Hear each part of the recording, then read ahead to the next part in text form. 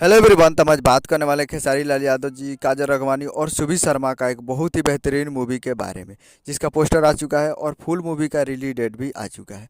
और इसमें गीत लिखे हैं श्याम देहाती जी, यादव राज जी, आज़ाद सिंह जी और अजीत हलचल जी इसमें गीत लिखे हैं। और इसमें पूरे मूवी में संगीत दिए हैं ओम झा जी, जो कि आपको स्क्रीन कवर दिखाई दे रहा है, जिस मूवी का नाम है सैया अरब गई लेना।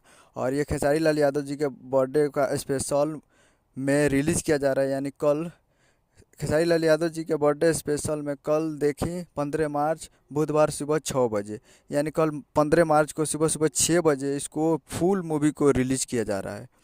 और यूट्यूब पे इसको रिलीज़ किया जा रहा है और इंटरटेन रंगीला भोजपुरी यूट्यूब चैनल पे फुल मूवी को रिलीज़ किया जा रहा है। तो आप लोग तैयार रहिएगा कल सुबह में 6 बजे, 15 तारीख को सुबह 6 बजे इंटरटेन रंगीला भोजपुरी यूट्यूब चैनल पे।